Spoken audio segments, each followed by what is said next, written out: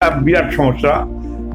জন্ম থেকে মৃত্যু পর্যন্ত এমন কোনো ব্যক্তি নাই যার সর্দি, কাশি, হাঁচি, cold allergy, dust allergy, sanitary fluorosis, pneumonia, TB, যক্ষা, বক্ষবিদ্যুৎ সমস্যা, এরকম 22টা রোগ হয় না, এরকম লোক খুব কম।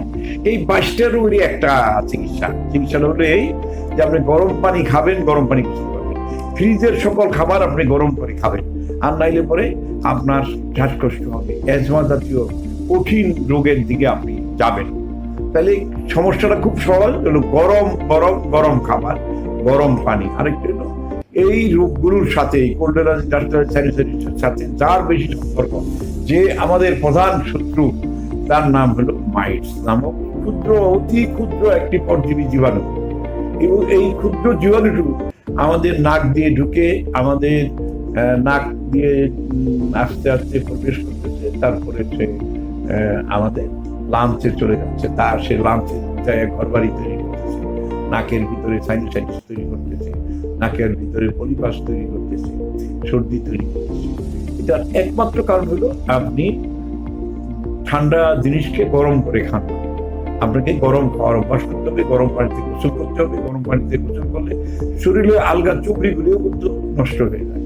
গরম পানি খেলে ভিতর সাইডের যে মানে সকালবেলা ঘুম থেকে উঠে 1 কাপ গরম পানি, আবার ঘুমাতে যাওয়ার আগে 1 কাপ গরম পানি বা একবার গরম পানি খেলে আলহামদুলিল্লাহ মুখের ভিতরে যে ব্যাড পার্টিকেল গুলি আছে, মুখ, কাল, ঠোঁট, জিহ্বা, কর্ণনালী, দাঁতের মাড়ি যে ব্যথা হয়, শিন করে, দাঁতের গোড়ার ভিতরে বিভিন্ন সমস্যা, ময়লা টয়লা, দুর্গন্ধ, এগুলোর জন্য আপনার সকালে এক গ্লাস গরম পানি, রাতে 1 গ্লাস গরম পানির সাথে একটু আদা চাবাবেন, একটু গোলমরিচ মুখে দিয়ে চিবাবেন, একটু লবঙ্গ চিবাতে হবে।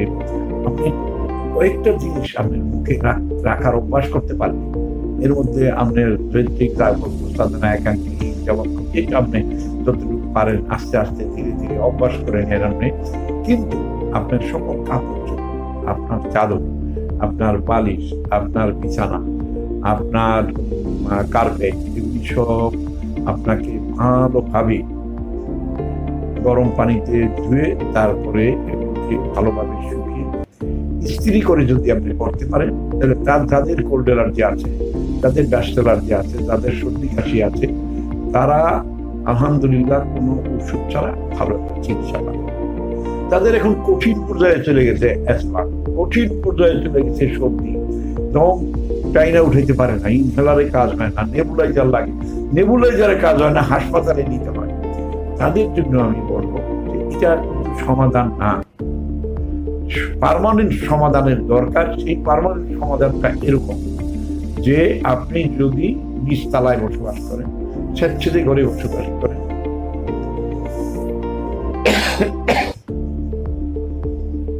আপনি যদি ঠান্ডা ঘরে বসবাস করেন, আপনি অবশ্যই একটি রুম হিটার, এই 1600 থেকে 2200 থেকে 2500 টাকার মধ্যে পাওয়া যায় রুম হিটার, মানে একদম অল্প একটু সাদা সরষা বাটা, কালোটা না, এখানে বেশি ওষুধি কাজ করবে সাদা সরষা বাটা। আবার যদি 1 কুচি একটু রসুন বাটা এটার সাথে বেটে বেটে খেতে পারে, আবার 1 কুচি একটু পেঁয়াজ এটার সাথে মিক্স হয়, 3টা জিনিস হলে সাদা সরষা, 1 কুচি রসুন, 1 কুচি পেঁয়াজ, ছোট্ট ওয়েলি ভ্যারাইটির ছোট যে পেঁয়াজটা, এই পেঁয়াজটা 4 টুকরা করে সালাদের সাথে ব্যবহার করবেন। আপনার একটু ভর্তা করে আপনার খাবার প্লেটের সাথে রাখবেন, রুটির প্লেটের সাথে রাখবেন। আলহামদুলিল্লাহ আজকে থেকে আপনি সাদা সরষে বাটা খাওয়া আরম্ভ করেন, আজকে থেকে আপনি কালিজিরা ভর্তা খাওয়া আরম্ভ করেন, আজকে থেকে আপনি পেঁয়াজ ভর্তা খাওয়া আরম্ভ করেন, আজকে থেকে আপনি রসুন ভর্তা খান, এই 4টে জিনিস আপনি খাওয়ার অভ্যাস করেন। যদি আপনার হাত গরম থাকে, পা গরম থাকে, প্রেশার বেশি থাকে, তাহলে আপনি এটার সাথেই আপনি একটু করলা ভর্তা, উস্তা করলাকে ভর্তা করে খেতে পারেন এটার সাথে। আলহামদুলিল্লাহ আপনি একদিকে হাই প্রেশারের জন্য, কোলেস্টেরলের জন্য, বুকে ব্যথার জন্য, স্ট্রোকের জন্য, হার্টের প্রবলেমের জন্য বিরাট উপকার পাবেন। আরেকদিকে আপনার সর্দি, কাশি, ঠান্ডা, কোল্ড অ্যালার্জি, ডাস্ট অ্যালার্জির জন্য আপনি পুরো বছরটাই নিরাপদে থাকবেন। আলহামদুলিল্লাহ আমাদেরকে একটু কষ্ট করতে হবে, এত ওষুধ আপনার কিনে খাওয়া ঠিক হবে না, এত ওষুধ বাচ্চাদের খাওয়ানো ঠিক হবে না, আমাদের দেশে এত ডাক্তার নেই, অতএব বাড়ির পাশে, ঘরের কাছে, পাক ঘরে যে মূল্যবান ঔষধগুলি আছে, আলহামদুলিল্লাহ আলহামদুলিল্লাহ আলহামদুলিল্লাহ, সেবা সেবা ও সেবা, এই মনোভাব নিয়ে দয়া করে দেশের স্বার্থে, জাতির স্বার্থে, এই 18 কোটি মানুষের স্বার্থে, নিজের স্বার্থে, নিজের পরিবারের স্বার্থে আপনারা এই শাক সবজি, ফলমূল, মশলা, আমাদের দেশের লাউ, আমাদের দেশের মিষ্টি কুমড়া, আমাদের দেশের চাল বড়া, আমরা আমাদের দেশের লাউয়ের ডগা, আমাদের দেশের মিষ্টি কুমড়ার ডগা, আমাদের দেশের চাল কুমড়ার ডগা, আমাদের দেশের পালং শাক, আমাদের দেশের ডাঁটা শাক, আমাদের দেশের মূল্যবান শাক সবজিগুলি আসুন আমরা 100% ব্যবহার করি এবং আমরা খেয়ে দেখি যে আমরা নিরোগ থাকতে পারি।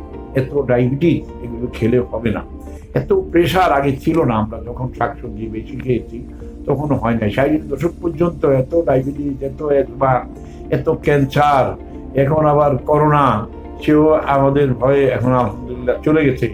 এত করোনা, এত ওমিক্রন, এত কিছু রোগ আমাদের হতো না যদি না আমরা নিজেরা স্বনির্ভর হতে পারি। আমরা যদি নিজের চিকিৎসা নিজে করতে পারি, নিজের ফার্স্ট এড নিজের করতে পারি, আমরা বিশেষজ্ঞ ডাক্তারের কাছে যাব তখন যখন আমরা ভয়ানক কোনো রোগে আক্রমণ হবে। আলহামদুলিল্লাহ ছোটখাটো রোগের জন্য নিজেদের চিকিৎসা নিজেরা করা আরম্ভ করি, তাহলে আমরা নীরব থাকবো, সুন্দর থাকবো, সুস্থ থাকবো, ভালো থাকবো। আলহামদুলিল্লাহ।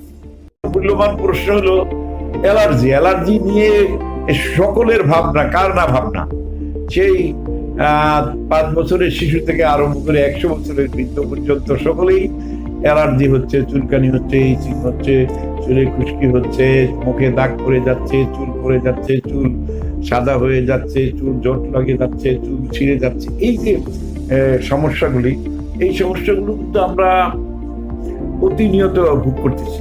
আসলে অ্যালার্জি হয় বেশি যারা মিষ্টি বেশি খাবে, অ্যালার্জি তাদেরই বেশি হয় যারা পোলাও, বিরিয়ানি, ভাজি, চানাচুর, সিঙ্গারা, চমচা, ফাস্টফুড, বিস্কুট, ফাস্টফুড, জাঙ্ক ফুড, বাজে খাবার, রসালো খাবার, কষানো খাবার, এই জাতীয় তেলে ভাজা ভুনা খাবার যারা বেশি খায় তাদেরই কিন্তু অ্যালার্জি হবে।